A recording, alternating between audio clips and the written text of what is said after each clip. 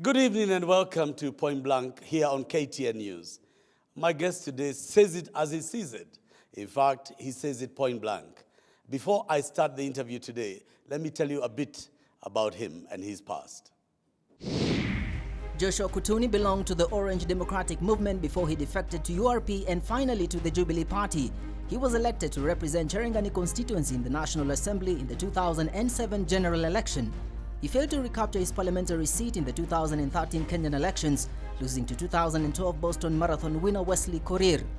Serikali ya Jubilee ni serikali ambayo ilipatikana na ninafananisha safari ya Uhuru Kenyatta na Ruto kama ya ngamia kupitia tundu la shindano. He was then appointed by President Uhuru Kenyatta as his political advisor, a post he held until December 2017, when he tendered his resignation and declared his candidature for the Cherangany parliamentary seat.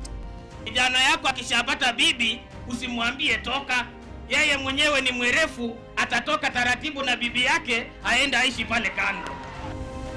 He won the Cherangany seat during the 2017 general election. The MP was born in 1978 at KPK in Cherangany. Kuttuny graduated in 2006 from Moi University with a Bachelor of Arts in Political Science. Sababu niliona kusomea mambo ya ng'ombe na shamba kidogo na hesabu kidogo ilinisumbua, nikasema wacha niende nisomee siasa. Sasa hivi ninavuna mahali nilipata.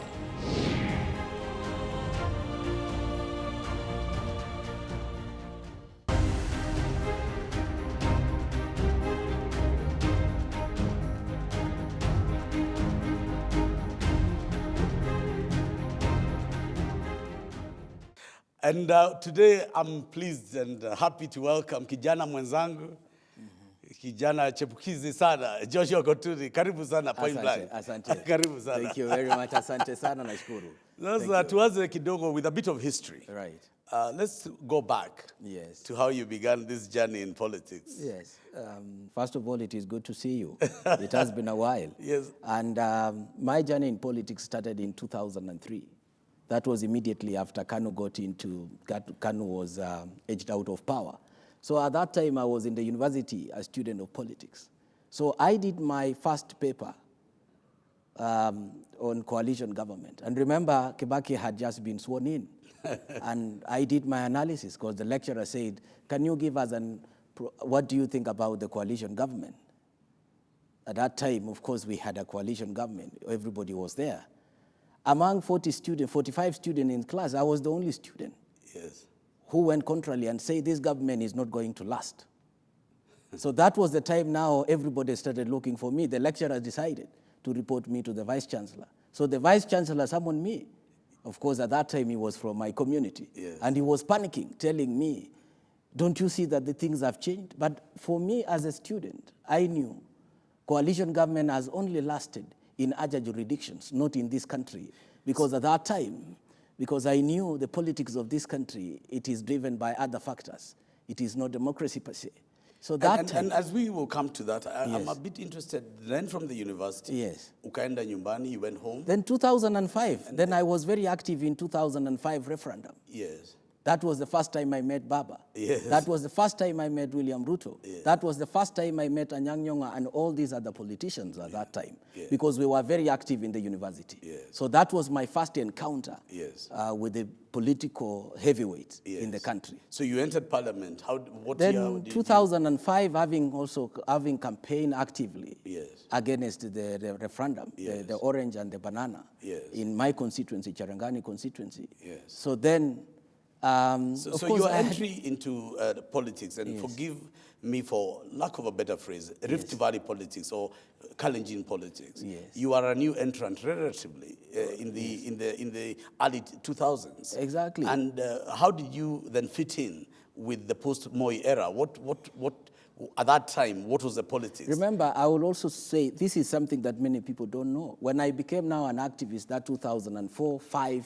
During that referendum. So Kanu approached me and they gave me the position of the youth, to represent the youth. So it gave me most of the opportunity to reach out to other politicians. So again, at that time, everybody else was scared to talk about against government. So as people whom we had education and knowledge, we came out and we knew what we were talking about. So it propelled us to the next level. Now the society identified us. In 2007, of course I ran against Kirwa and I won. Right, and in fact, that's what made you in politics, because you know, the late Kamodo used to tell me, the way to shoot into politics is you remove a giant. So when you removed Arab Kirwa, people were wondering, who is this young man who has brought somebody who has been seasoned? But Mheshimiwa, at the time you were entering the Rift Valley politics, there was Henry Kosgei, Kipkalia Kones. Where did you fit in with the power arrangement? I think, before we come now, even with the deputy president? I would say there was a post-election violence. At that post-election violence, and then of course the government started doing investigations. And it was, the way it was done, we realized it was done in a skewed way. That was the first time now that we started now pushing government. That the people, if you have to seek justice, you must seek it in an objective way. We don't want people to be intimidated. I think that was the time now that we started talking. Remember William Ruto, Kipkalia Kones, Henry Kosgei, all these guys, they were in government. They were cabinet ministers. Fair point. So Isaac Ruto and Ezekiel Cheriot and the rest of our colleagues, were the outsiders. We were at the backbench. So we pushed the agenda where we wanted justice for our people. And I think that is not also something that propelled us to the next level. Of course, came also the Mau issue, where we were very vocal on the government position when it wanted to evict people. So then people and the society in general now saw that there was a group of leaders who meant well for the community. So you are a firebrand from the beginning. In your own words, you began at university, and then from there ukaingia inside the party, but even then you came up with strong positions. Right. Then how was it at the beginning that you were known as a strong ally of now, who is now the deputy president? Because ultimately, as you got into politics, you became associated, certainly from where I was sitting, to be very, very close to William Ruto.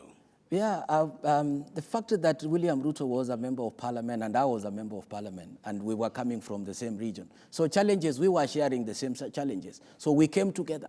And the fact that he was also in cabinet, and so he became like a vocal point for us, because we wanted somebody who would But I'm asking a question because if you look at the history of, say, Uhuru Kenyatta or Mwai Kibaki, you see Kibaki fought with many, Matiba, in order to reach the point where he became the spokesman, the candidate for Central Kenya. That also happened with Raila Odinga. He had battles within his own community before he emerged. Also with many other politicians, like Kalonzo had his famous fights with Charity Ngilu. My question is, where did William Ruto come from to become, if you like, in some people's eyes, the supremo of the rift? Did you people sit down? What contest? Remember there was the fight between Nyayo and Ruto in around 2006.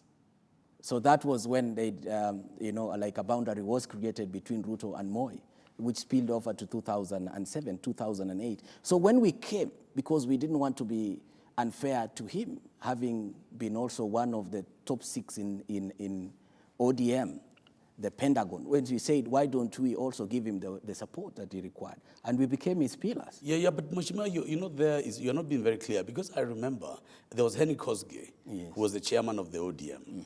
Then there was Kipkalia Kones, who was a very, very important player within Kipsigi politics.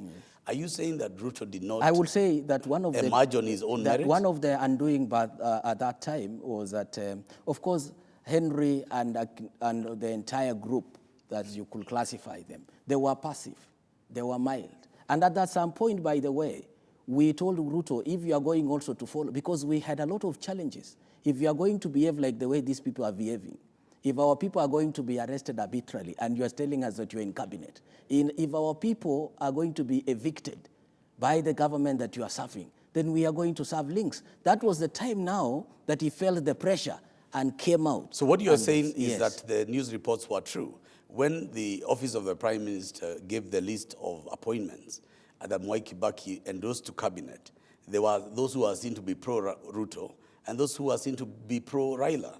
There was Kipkalia Kones, Henry Kosgei, who were seen to favor the Prime Minister, and there were those who were seen to favor Ruto. Are you saying it's from that period in time that the cracks began to emerge? No, I will tell you that Raila had his own blue-eyed boys, Ruto, Henry Kosgei, Kipkalia Kones, and the group that got into cabinet immediately.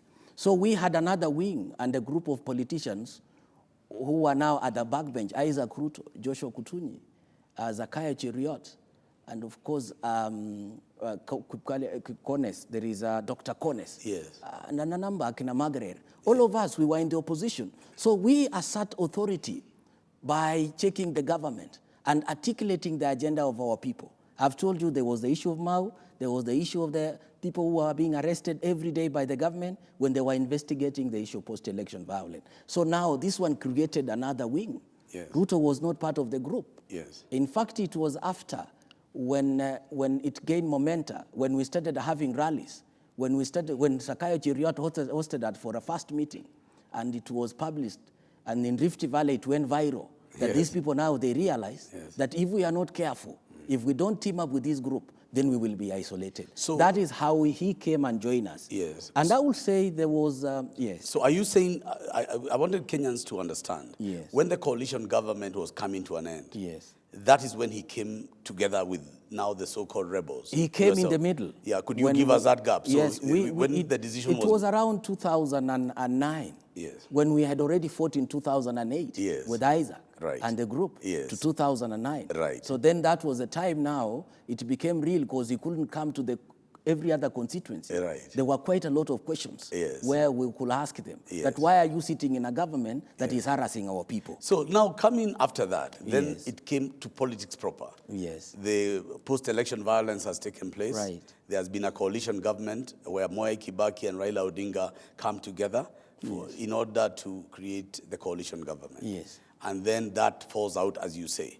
And then the ICC question begins. Now, before I come to the ICC question, a lot of people say, how did Uhuru and Ruto come together?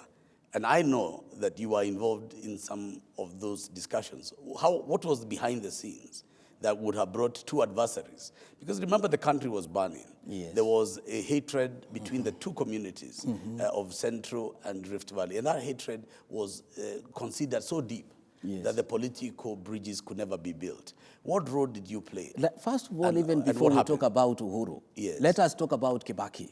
After fighting the government for some time, like for a whole year, and I realized that my constituency was hurting, people were still in the camps. And I want to put it for the record. I was the first member of parliament from Rift Valley to approach Kibaki government on the issues that were facing people, both in my constituency and Ban Forest and part of Kericho. It came about because majority of the guys who were affected, some of them we went to school together.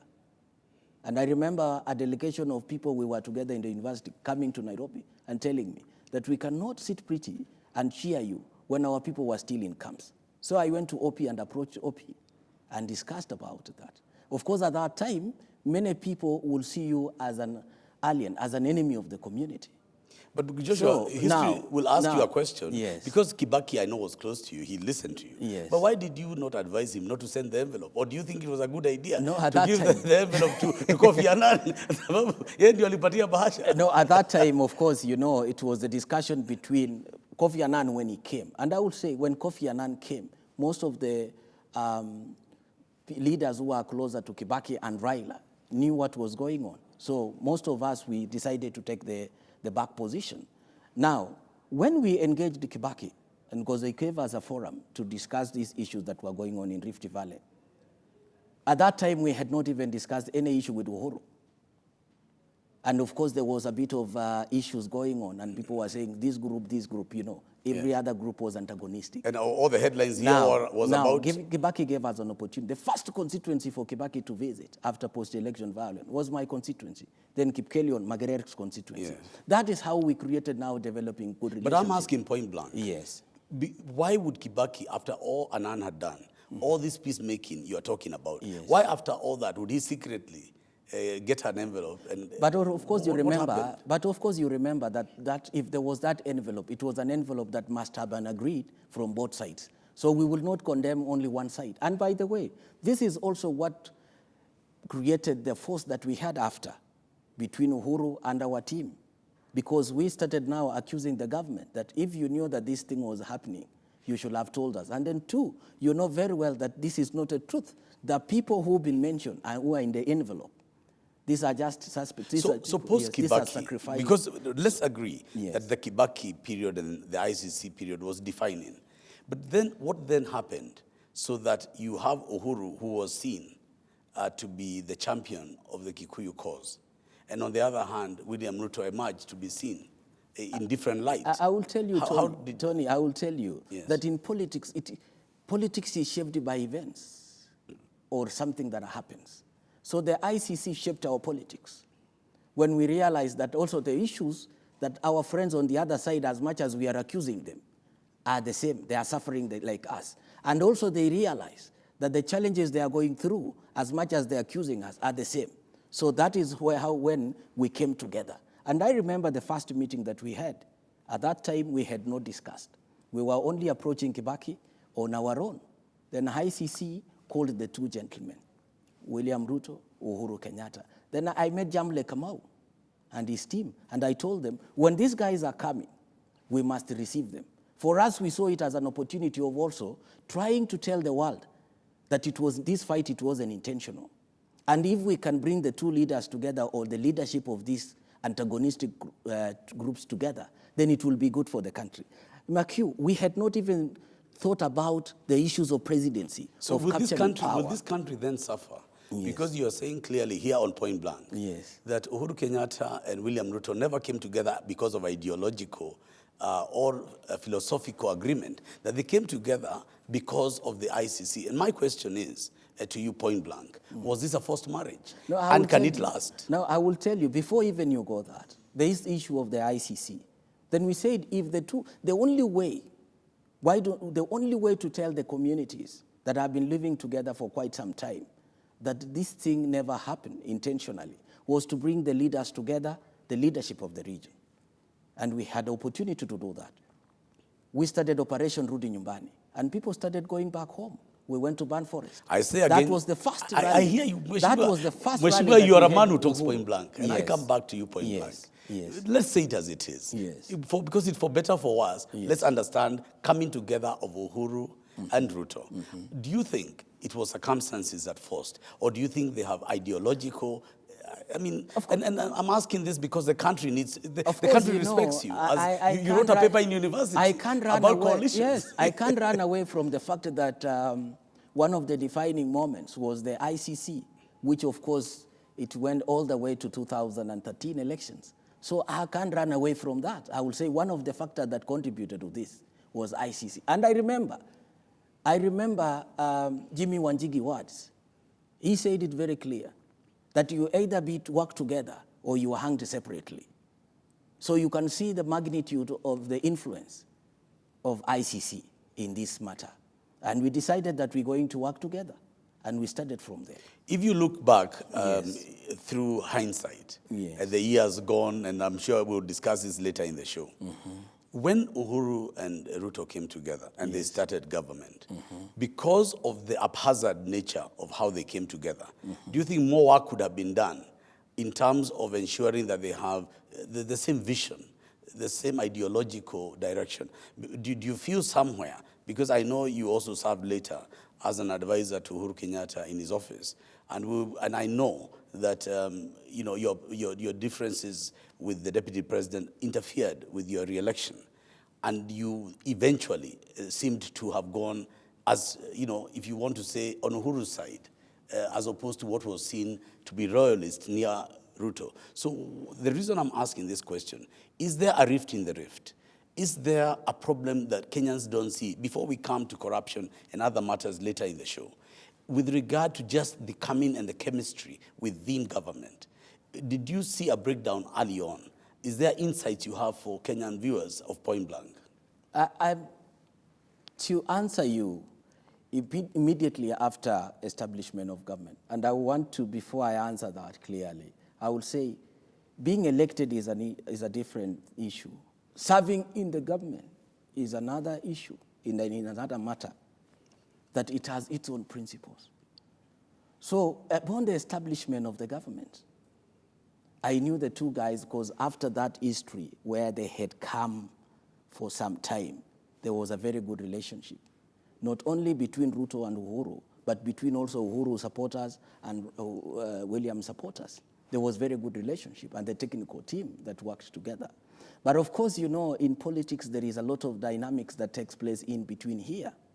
And I remember in 2000 And 3, in around September after, it was 2014, after when we had gotten into government. I remember having a discussion with William Ruto, and I told him, remember we came into this government under these 3, 4, 5 issues. Then there was ICC, there was the issue of our people who wanted to be part of the government. Then there was also the antagonistic groups which also wanted to be part of the system.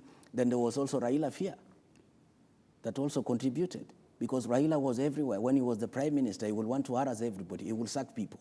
So he created fear. So that makes sense to me. You're saying that even the decision to team up with Uhuru was in order to have enough numbers to contain the Baba factor. Let me tell you. Is that what you're saying, point Let blank? me tell you the principle of politics. People will never vote for you because they like you, but because perhaps maybe 70% they'll hate me. That is one of the principles that you must understand in politics. When they see you as a common enemy, they tend up to gang up against your enemy. So there was that factor against Raila. And our people, of course, they were concerned. How could this person talk recklessly about the issue of Mao, which is even hurting up to today? So upon formation of the government, these principles, they were clear and they were there. So these people, they should have sat down, they say, that we have brought an antagonistic grouping together to form government. What are we supposed to do? They should have gone back to the Council of Elders, talk to the Council of Elders to establish a very strong foundation of unity. And again, the fears and the suspicion that has been there for decades and for years, remember even those 1992, they should have also gone back and also ensure that this Council of Elders cements the very good relationship that the country needs. So you've had it here, first at point blank. Mheshimiwa Joshua Kuttuny says they came together to stop Baba. Will they be able to stop him again after the break?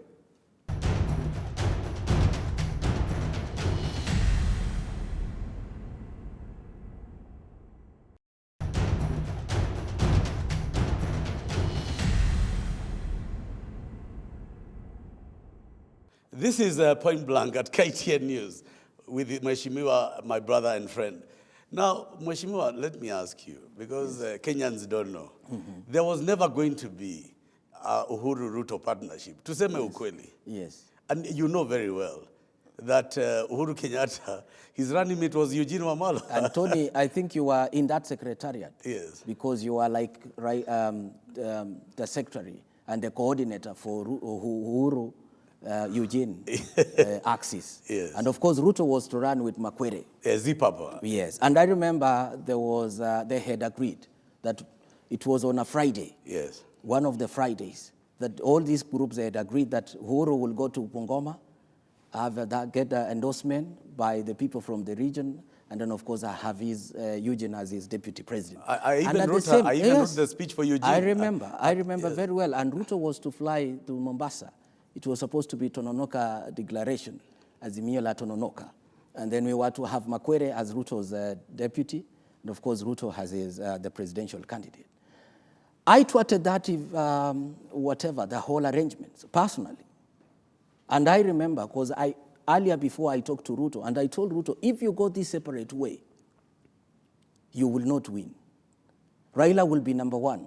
Uhuru will be number 2. You will be number 3. And if we decide to go for a runoff. Yes, Mheshimiwa. Second round, no one will beat Raila because our people will go to Raila because, of course, they had a soft spot for Raila. Yes. But, of course, he didn't want to listen. But it is Uhuru whom I managed to convince. And I told Uhuru, don't go to Bungoma, but have another meeting. Then so Kenyans can remember. I want to be for Yes. Kenyans to remember this history. Yes. At the launch of TNA, Yes. the only person who spoke was the president and Wamalwa. Yes. And even Ruto was present, not allowed to speak. We came as members. But of course, you remember at that time, we had pushed Uhuru to form a party because he didn't have a party. Yeah, the TNA. And we challenged him, I remember, when we went to Jamlake's constituency. Yes. Now, the same day... Uhuru was going to Bungoma to declare. Yes. Yes. So we managed to convince Uhuru. And I told Uhuru, you don't have to go to Bungoma. You need to have another meeting. Then we will endorse you as a presidential candidate and declare Ruto as his deputy. Of course, at that time, we had the instruments of the politics. We had the network. So you're confirming what I said before the break. Exactly. The fear of Baba Yes. put these people together. Exactly, because I knew if they were going to run separately, Yes. Baba was going to win. Yes. that was going to be a straight win. And in fact, we had a principle that all of us, we had agreed, the people in the technical team, we had said that if you give Baba to run against Uhuru without Ruto as a pair, Raila will win. If you give Ruto to run against Raila without Uhuru as a pair, Baba was going to win. So we had to come up with a formula. We persuaded Uhuru. Finally, he agreed that I would not go to Bungoma, but then he will go to Ngong. And then for those who don't know, so, and you and I know, they flew to Dubai, the famous flight to Dubai, in order to, but there was a lot of people who were arguing then. So before that, before even you raised that other argument, so we went to Suswa, homecoming of Sakuda, while our group was waiting for me in Mombasa, only for them to see the breaking news at 4 that I've endorsed Uhuru as presidential candidate and Ruto as a deputy president. And that was the turning point for this thing. And of course, it was now, the big business now was for me to convince every other person that the rationale in endorsement of this are these issues. And that is why today we have government. And I am proud of that. But I told Uhuru, endorsing you will make me lose my seat by a few votes. And I was willing to sacrifice. So we went on another drive to make sure that we popularize that Uhuru's candidature against Raila. It was not easy, but we decided, we said, okay. But you see, Mheshimiwa, I know your role, and that is why I'm asking you point blank. You know, there's nothing wrong with saying, I tried, but this man Ruto has let me down. You know why I'm asking you this question? All that work that was done, if you look, and I'm saying there was no political ideology that brought these people together. It was those politics of necessity and politics of prevention. So my question is, so many years on, the government is back to a place where the government is not one. There's a feeling within government of them and us. The same feeling that was there then. So how has this crept back in? Is it because the foundation was wrong? Is it because, as you say, people like Ruto are not listening to people like you, so that you have failed in your duties somewhat in not being vocal inside and outside more than you should be? Because how have you allowed this state of affairs? Because a marriage of Rift Valley and Central should not be about two people. It should be about two communities. I would say that, you know, when you get into power, first of all, you must get into power with the people who crafted this thing. So then, unfortunately, most of the people around along the way, including Jimmy Wanjigi and many other people, including you, who are very vocal. You know, at that time, you remember you had to fall out with Raila, and you came to this other side. So I think there was, we left this thing to only a few people, maybe 2 people. And the people who came in, majority of them, they were not there during the struggle. So they came and picked the wrong ideology altogether. And I've always accused politicians who came after us that it was not that way. The issue was strong foundation that should have been laid. And then 2, reach out also to the rest of the country. So then you don't create a perception that you have only 2 people in government. I am happy that Uhuru has captured that. Because it was part of the advisory that we told him. But then... I want to clarify 2 things. You know, like when I left Raila's office, it was because Uhuru was running. And Uhuru is my brother. And Raila is my friend. Not from the same community? You see, so now, how, you know, but literally. And that's your relationship with Ruto. You know, I'm torn. So I could not participate. With Kibaki, it was easier. But for you, my question then is, Ruto is your brother, he's from your community. Where are you together? Where is that relationship? You know, for a very long time, I have never talked about issues of Ruto. It was until these issues of maize when it came. And I went public about it. And I said Ruto must be held responsible because he's the leader from this region. No, you went further. You said that he's profiting from it. This position that you are holding it at behest of the people who elected you, the majority, the people back at home, they are looking upon you. And by the way, define politics. What is politics? It is capturing power, so then you control resources. But our people are in government today, but they are suffering. They are not getting good prices for the maize. I am one of the people who are coordinating political rallies for Jubilee. In Eldoret, for example, I was the master of ceremony. And in fact, all these rallies, I was the master of ceremony. We promised people that when we get into government, your price for maize will not come less than 3,000. We will contract farmers to grow maize. Before you plant, you must know the price. But they negated.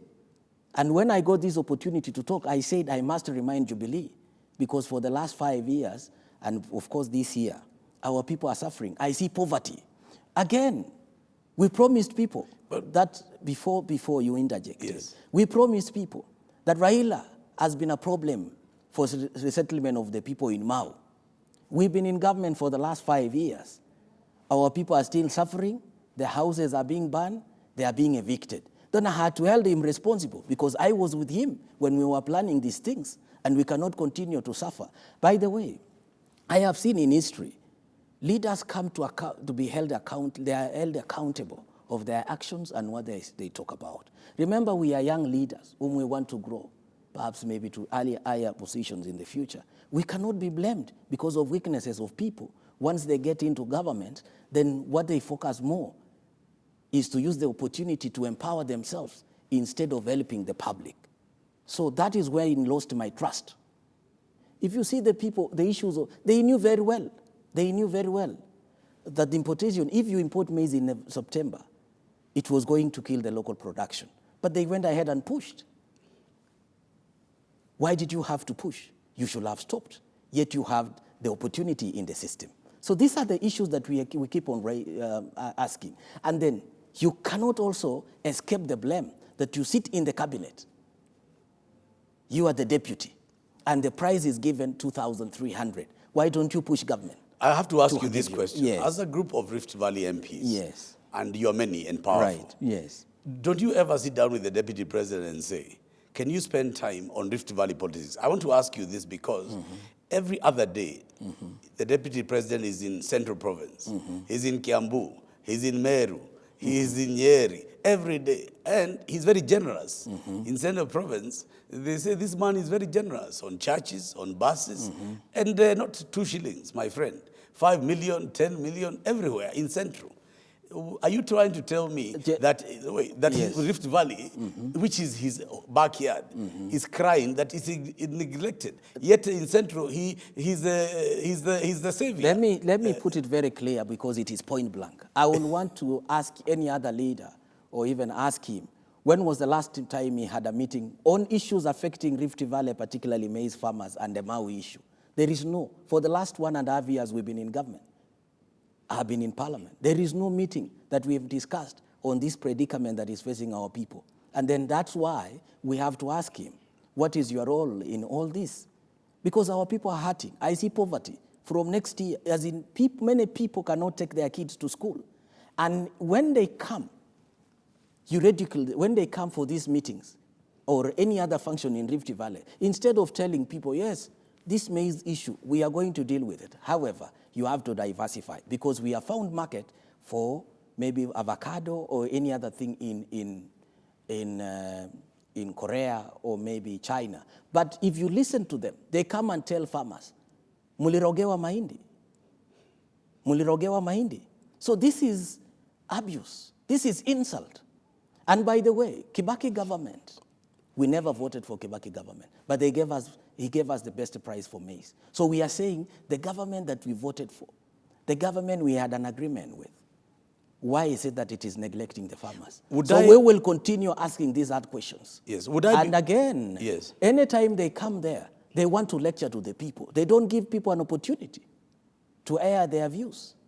So those are dictatorial tendencies that we are saying we cannot entertain. Would I be right, Mheshimiwa, to say point blank, yes, that the 2022 race, yes, the handlers of the deputy president and himself have put the cart before the horse? Would I be wrong in saying the obsession with 2022 is derailing the focus of the deputy president from his own people because he's everywhere else?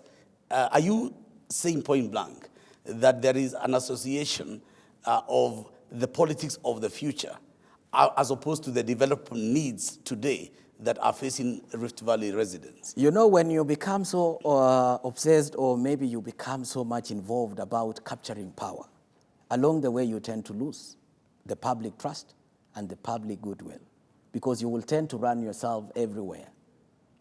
I want to remind him, even Raila, My good friend Raila. Raila was obsessed in Kibaki when he was retiring. You remember what Raila was doing? He was everywhere. He wanted to be seen to be more government than anybody else. But what happened, he had to get more enemies than friends. And it gave a very good opportunity for Ruto group to access to emerge in that Kibaki administration. So the same thing might happen today. And I want to be on record, and sometimes it is good to give a free advice, that for him, all what he needed to do is to listen to the issues affecting the country and address them accordingly. Reach out to people. See the issue of the handshake. The handshake was not Uhuru's business. It should have been his business to reach out to Raila. And I remember having advised him in 2014 when I was in the office, when the meeting that we had, and I told him, my brother, for you to secure your future, political future, the first person you must engage now is Raila Odinga, because he's a dangerous animal when he's outside. You need to bring him closer. Your enemies, you bring them closer. So that by 2022, 2017, we have Raila and Kalonzo on our side. And even if they're going to run against the government at that time, then there will be mild opposition. By the time you're in 2022, you will have created an image that you want to unify the country, that you are a unifying factor. You reduce the enemies. But what is happening today? Enemies every day. You create enemies both internally and externally. So for how long it will go is something that I don't know. Now I want to ask you another question, yes. And then we move on, because this issue of corruption, yes, and untold wealth, this thing of lifestyle audit, you know, where will the teeth bite? When will it be that the worms are out of the woodwork? There is all this talk of corruption. What are you doing? What is being done in Parliament, outside Parliament, within the region? How will this corruption monster be wrestled? And because associated with the Rift Valley politics, associated with 2022, there is all this issue that our people are being targeted. Do you have a feeling yourself, as a member of Parliament from the region, that your people are being targeted by the Uhuru Kenyatta government? You know, I will take you back to 2002. What happened with Nyayo government, Kibaki government, when it came? It came and sacked most of the people from the region. And the allegation was that they are not educated. They are not well learned. So we ended up losing many people in the government at that time. People were sacked. You know, it was, as in, people were even dismissed arbitrarily, shamelessly. It was hurting. It hurted us up to all 2007. And part of the issues that happened in 2007 was that one. Now, today, of course, our people went to school. I am among the people who went to school, you know, when Moi when he left power. Now, our people have gone to school. The narrative that is being created is that the people from the Rift are corrupt. And I want to put it very clear. We are not corrupt. Corruption doesn't know a culture, doesn't know a tribe, doesn't know a religion. When you are stealing on your own. You should not bring the element of the community. And in fact, the people who are perpetuating this ideology that the corruption is being targeted are the same suspects that they've been stealing left and right. We want to tell them that face the law on your own and leave the community alone. So how serious are you with the few MPs you're working with on fighting corruption? You've been very vocal. Yes. How many are you? And are you consistent on that agenda? Will there be more for us to watch out for? I want to tell you that we've got the blessings of almost every other elected leader from the region. Whatever they are saying in public is for the benefit of, you know, whatever they are getting. And of course for the fear that they don't want to be pushed. Most of them, they are newcomers. So, save for a few. So they must like you a lot. You know, then they go and get sorted. And I will tell you that we have the goodwill of majority of the people. Yes. When Alfred talked to members of Parliament, with Silas Tiren, and you know, when we engage our members of Parliament, they encourage us to work hard. Remember taking some people of such a magnitude head on and asking them to be held accountable. It's not easy. You must have done your homework well.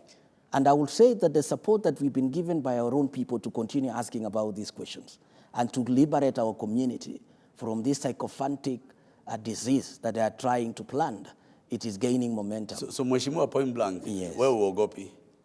Si tulizaliwa hivyo. So utaendelea kusema this thing the way it is? Nakueleza. Yes. Na nikuulize, mkiwa vile mmeshikana katika Rift Valley, najua tutaongea hiyo mambo sawa. Will it just be talking, or is there political alternatives? Because ultimately, what you're saying is we don't respect you as our leader because of these things. Yes. But will you be believable if there is no other action taken? Let me tell you. What is your plan? Some of us, at the moment, the plan is to articulate the agenda of our people until, at the point, everybody listens. Identifying the problem is one. Solving the problem will be another one.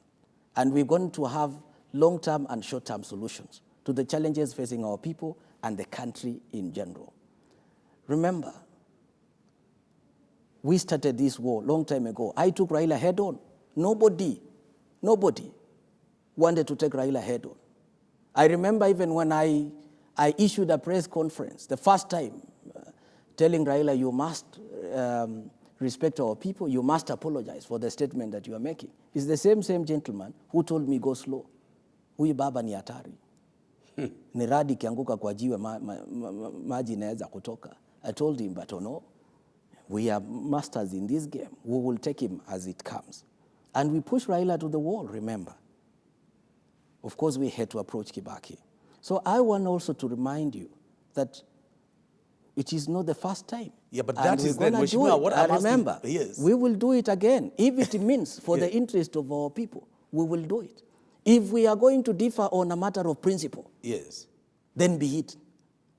If it means the manifesto will not be part of us, then be it. And I want to tell you, going forward, Mheshimiwa, I want to hold you to this. Yes. On matters of style, you can swim with the current. Yes. On matters of principle, you stand as a rock. Yes. Are you telling the country that if these issues of corruption and misdirection in Rift Valley don't change, that you and the group that supports or are with you are going to take political action? That is what I'm asking. Remember what I told. Yes. Most of my adversaries in 2013, because most of my friends, they told me, Mheshimiwa, this direction that you have taken, it might cost you in 2013. And I said, I better lose with a winning team rather than win with a losing team. And I still maintain my principle up to today. It will be a matter of principle. We might not form, and we don't want to be part of a system of individuals whom their interest is to enrich themselves. I think Kenya is bigger than any other individual. And we have the capacity to make decisions. And we will make those decisions when the right time comes. It must be in principles. We have to agree to disagree. What do you stand for? In fact, I was reminding my constituents the other day that the next election, anyone who wants to run for elections, we must enter into an MOU that is signed in front of the people. How much are you giving us in terms of price of maize? 1 bag. You should sign that if I get into power, I so and so, the price of maize will not be less than 3,000. Then you go to another region and then you make a commitment. That is when we're going to hold the leaders accountable. But it should not be an issue of because you come from our community, I must be supported by you. No, we are done by that. We are tired. We want to have a new narrative. It should be issue-based. It should be someone who has been tested and proven. It should not be an issue of sycophancy. We played sycophancy, we got into government. When you are in government, you don't play sycophancy. You play service delivery. We played whatever we played before we got into government. Once you get into government, make sure that people are empowered. Make sure that prices of everything, people are given employment. But you see what is happening today? People are suffering.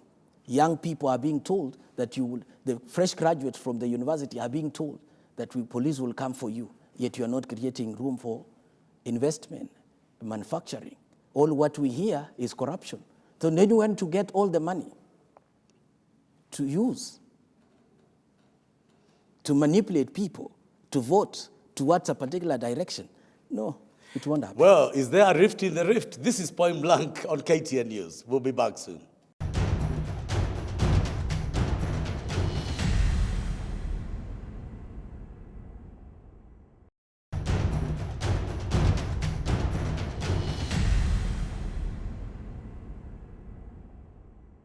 This is Point Blank at KTN News. The great Maya Angelou said that some people can forget what you said. People can even forget what you did, but people will never forget how you made them feel. Here talking point blank about Jubilee and the party they got into power, Mheshimiwa Joshua Kuttuny. Yes. David Murathe, my friend and former MP of Gatanga, former vice chair of Jubilee, has said that as long as you are led by William Ruto, you're not welcome in Jubilee. Are you partyless, Mheshimiwa? I say these are the consequences of merging the political parties. And I had said earlier that we were the pioneers of URP because we knew Murathe and Uhuru and the team. They had TNA. And of course, we were brought together. Remember, we were antagonistic groups. And we knew the only way we could form a trusted coalition was to have different political parties where people will come with ideologies. And in case of any problem, there will be fallback position. So then when I heard that the political parties were to be merged, I knew that was the beginning of the end because structures had not been put in place that was going to hold Jubilee together. The principles of politics of this country, ethnicity, regionalism, had not been factored in. So as the fear that was in the system, remember, that I was in the government as a president political, there were also fears and the suspicion that was there. But people were finding solace on their political parties. So Mheshimiwa, who are the owners of Jubilee? Today, when you tell me that who are the owners of Jubilee, Jubilee only exists here, but it doesn't exist down there.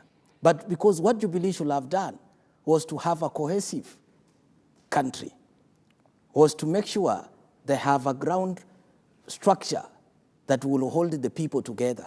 But it was never established because the focus went on to issues, different issues.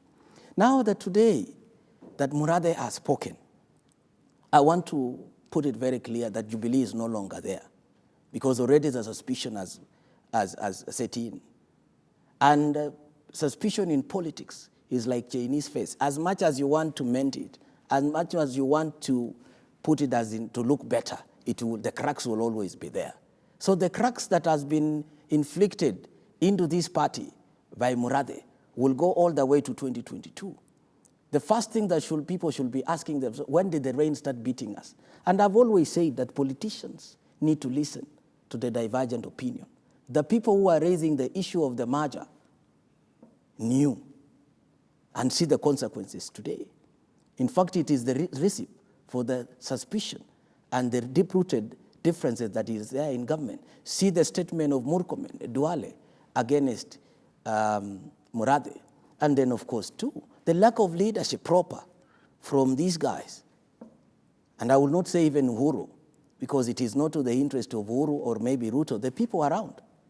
Instead of bashing Murathe, they should have reached out to Murathe and discuss what is the issue. Because they should have seen Murathe as someone with divergent opinion. And they should have used the challenges Murathe is raising to their advantage. But they started fighting Murathe. One of the things that Murathe has said is that William Ruto interfered directly with the elections past. In other words, he had preferred candidates across the country, including in central Kenya. Do you hold the same view as David Murathe? No, I don't know because I was not running in Central Province. I was running in Rift Valley. And was there interference? And I won. Personally, I never experienced that. So I would say perhaps maybe Murathe stands to answer that. And to clarify. So the reasons that Murathe is giving for the divorce then are political. You are saying that this is a political statement that you cannot ignore, that Murathe cannot just wake up in the morning and speak for the party. Remember, Jubilee, are you saying he woke up or there's reason? Remember, Murathe has been an insider, someone who is inside the system, is close relationship with who is known. So for Murathe to have issued that kind of a statement, that's why I'm saying, if they had wisdom, these are the group, they should not have allowed that thing to play in public. They should have reached out to Murathe. Could I put it to you point blank, Mheshimiwa? I'm not interrupting, but I want to ask you, could it be, because all these things have happened after the handshake, could this handshake, let us put it in, I know you're a political student. You are writing many papers at the university. I've had the privilege of reading some of what you have written.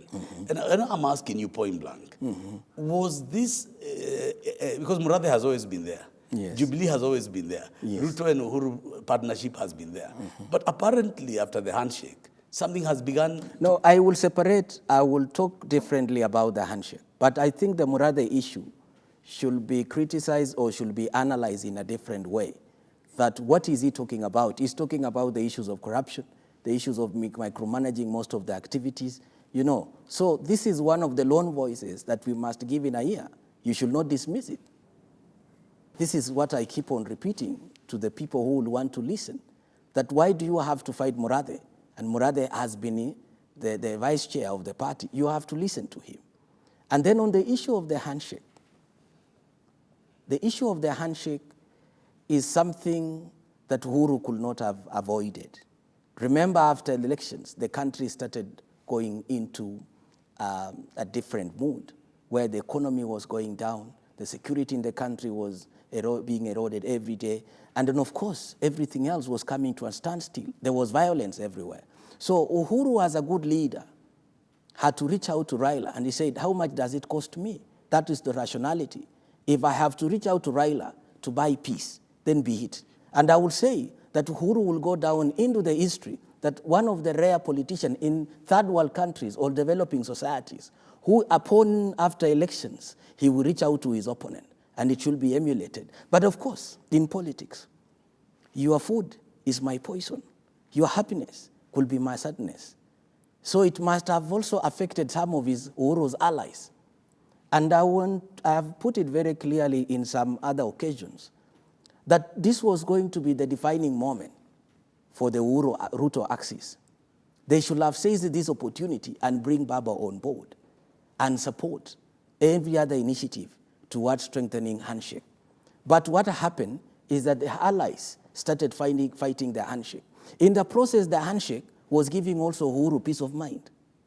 It was also stabilizing the politics of the country. And that is why I want to put it to you, yes, point blank, yes, that they are interdependent and interrelated. Yes. And the reason is this. Yes. How come the cracks in Jubilee between friends and brothers yesterday, yes, has begun to emerge, even on the floor of Parliament? It is dynamic. And, yes, and I'm saying that because yes, even Murathe's move at Jubilee is not seen outside the ambit of the handshake. Corruption, fighting, is not seen outside the ambit of the handshake. I wanted you, for the sake of our viewers, don't you see the marriage or lack of it? On the corruption, I will correct you first. Remember in 2015 or 16 there, Uhuru sacked how many ministers and many senior government officials. So Uhuru quest for these issues of corruption did not start today. Uhuru started fighting corruption way back. And we were part of the team that were putting together the mechanisms, because the government was being painted as corrupt, and Uhuru, handled that properly. Of course, Raila having handshake to Uhuru, it gave impetus to Uhuru fights against corruption. But other people, of course, saw it differently. There was a different perception that it was fighting some people in government. But of course, guilty are always afraid. They started suspecting themselves and started fighting handshake instead of supporting handshake. The benefits to the country that has resulted because of this handshake is far way much than any other thing that someone can do. And for Uhuru, you've seen and you've heard him saying, if there is something that is ready to defend to the last, is the handshake. Even if I was Uhuru, I will do that. Because right now, with the economic hardship that we're going through, if it wasn't for the handshake, I'm telling you the country could be even hurting more. There's political stability that we are enjoying in the country. And you see the perception that has been created outside there. The accolades Uhuru is winning. And then the stature of Raila has attracted now. It is something that the country never expected. So these are people that we need to celebrate. But then what happened? Cleverly, some people started sending people to start fighting handshake. And I think this is the point of departure between Uhuru ideology and the ideology of his friend. The deputy president. Yes. So, and politicians, as you plan, don't think I am also sleeping. I will also watch your moves, and I will know. If Tony talks, then I will know that perhaps maybe he's sending the message from the master. So, most of the sentiments that has been coming by the associates, fighting handshake, trying to ridicule Raila, talk about also try to give Uhuru ultimatum, decide. I think it is not helping them. If anything, it is even making it difficult for them. as we move towards 2022. Anyone who is going to embrace handshake will be counted among the people. As a scholar, would you think the handshake is a step ahead of the coalition government of Kibaki? Is it, in your view? Because you don't have the bloated government. Yes. What is your opinion? I will say that, of course, a handshake, I will say, it is something that was never finished during the Kibaki government that is now being actualized. And we've understood that these things are practical. They can happen with a goodwill. What is the real feeling in Rift Valley and within your constituency? Yes. How do the Wananchi of the Rift, not the people looking for power, what do they feel about? I want to be very clear. Of course, there is mixed reaction. And as a politician, I must be very fair. I don't want to sugarcoat this thing. There is a section of the people who feels like Raila, handshake, and Uhuru is, of course, edging Ruto out of the mainstream power. There is another group that believes that Ruto should embrace handshake for his political survival. So for how long these two political ideologies and political ideas are going to last? Would you advise the Deputy President to talk point blank on this issue? Because I read something in the weekend that he's calling fake news. So is this a real problem in the ground that he has to deal with? Remember also the community, they know the history of being isolated. In 2002, we were isolated. When the rest of the country had gone towards this direction, then the community went this direction and they were isolated. So they are saying this time round, we must be part of the nation. So I think reading the signs of the time, the better for him. It is high time that he embraces and means it. Sometimes the politician, what you say is not what comes from the bottom of your head. So I think going forward, people want to see commitment towards the handshake so that the community is not isolated. You see, the handshake right now is being celebrated by everybody in the country, including the international community. And people are feeling the benefit of the handshake. So if you appear to be fighting the handshake, I will tell you for free that you are isolating yourself. And for that, we don't want also the community to be isolated. So, Mheshimiwa, before we move on, yes, do you think this 2022 politics is a mistake? Do you, in your heart of hearts, if you are to be locked in a room with Ruto and talk to him in Kiluga ya nyumbani, yes, would you advise him that he has begun too early? Because, from elsewhere, the president has gone on record several times to the point that even this Tanga name and all these names within the same government. Yes. In fact, if you remember, even in Cheltenham House in London, you have a situation where it looks as though the deputy president and the president are not reading from the same script. Is this 2022 politics becoming the Achilles heel? But why are we ignoring history? See what Mzee Kenyatta did. Had Kenyatta announced that he was going to be the president or even the prime minister, he was going to be killed in jail. They were going to eliminate him. But of course, Jaramogi became the busybody, so the target was wrong. See what Moi did. All along, 70-something, Moi was a passing wind, but the cards were under the table, only for him to remove the cards the last minute. See what happened with Kibaki. Kibaki, it was the last minute when Baba said, Kibaki tosha. Kibaki was not the blue-eyed boy at that time. See what happened with Uhuru. Everybody thought Raila was going to win until 6 months to election, when now we bring Uhuru candidature. That is the kind of confusion that happened in politics. So at times in politics, your strength can be your weakness. So then you play your cards and you put it on the table early enough, thinking that you will be the front runner. Also, people are planning.